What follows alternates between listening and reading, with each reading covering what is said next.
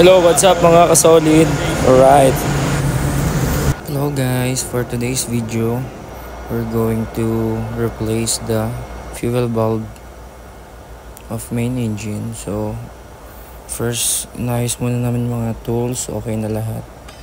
So, ngayon sinimulan na namin magbaklas ng high pressure pipe. So, one by one lang guys. Siyempre, dapat safety, lahat ng safety precaution, ginawa na namin. So, for your information, temperature now in engine room is 45 degree Celsius. So, napakainit. So, additional safeties in every single move na ginagawa namin dito.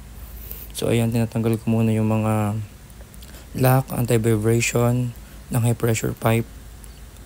Siyempre, pahinga-hinga muna. Sobrang pagod na tayo.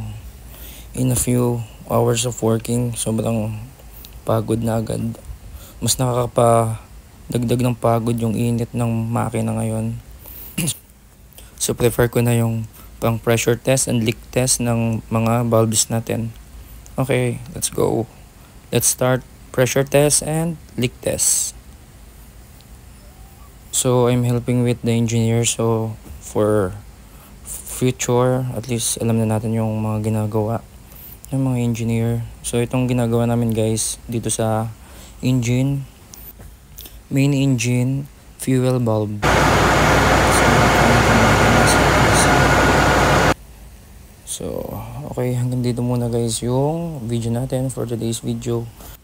Hanggang dito na muna ang video natin. Until next time, God bless guys. Babu, mwah.